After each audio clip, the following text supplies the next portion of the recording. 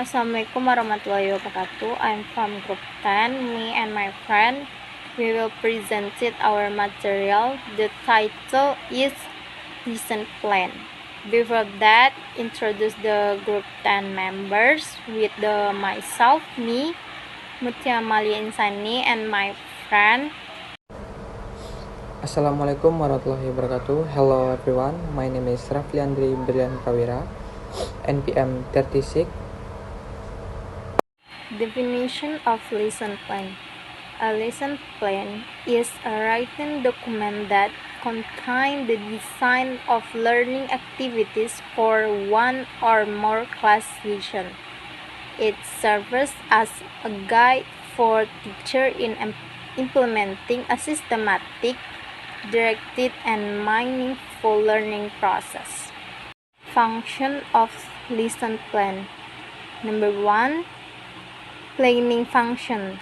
A lesson plan helps teachers prepare learning activities thoroughly by determining objectives, material, method, and evaluation to be used. Good planning enables more activities and efficient learning. Number 2. Organizing function. Through lesson plan, teachers can systematically organize time, material, activities, and learning resources. This ensures that all learning competence are well integrated. Okay, next.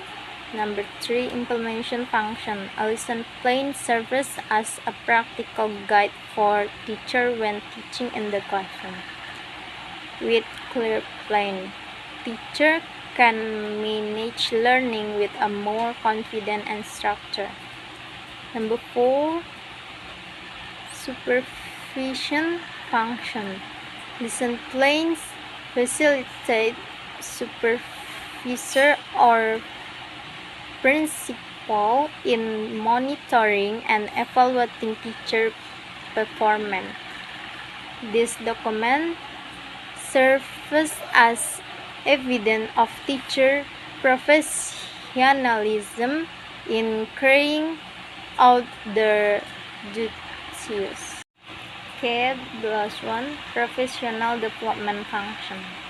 The process of developing lesson plan encourage teachers to continue learning and developing their competencies in designing innovative and relevant learning experiences.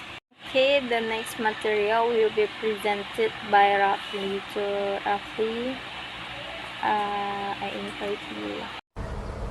Thank you for Mutia. Okay, I will continue the material. Elements of lesson plan. Number 1 is learning identify. For example, is school or institution name, subject, grade or semester, main material, time allocation, and implementation date. Number 2 is core competencies and basic competencies. For example, is core competencies like a general overview or ability student must process. Number 2 is basic competence like a specific ability student must master. And last, competency achievement identifier like markers or basic competency achievement. Number 3 is learning objective is a clear formula or what the student are expect to achieve after participating in learning. Objective must meet a SMART criteria: specific, measurable, achievable, relevant, and time-bound. Next, number 4 is learning materials. For example, is main materials, submaterials, enrichment materials, and last remedial material. Next, number 5 is learning methods and models. For example, is number 1 is learning models like a conceptual learning framework such as problem-based learning, project-based learning, and discovery learning. Next, number 2 is learning methods like ways of delivering material, lecture, discussion, demonstration, and experiment. The last is learning approach like scientific approach, conceptual, or other approach. Next, number 6, media and learning resource. For example, number 1 is learning media like visual, audio, or multimedia aids. Number 2 is learning resource.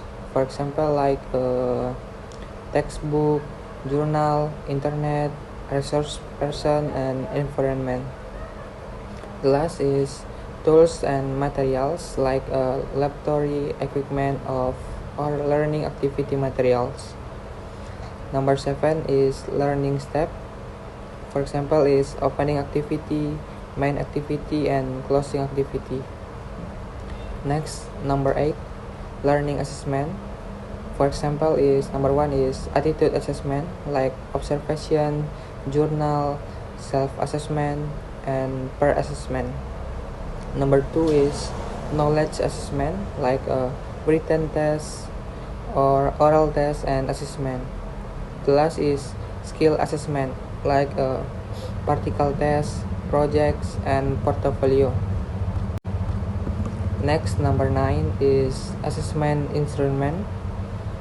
For example, is number 1 is assessment rubrics, number 2 observation sheets, number 3 is the question, and the last is project assessment formats. The last, number 10, follow-up programs.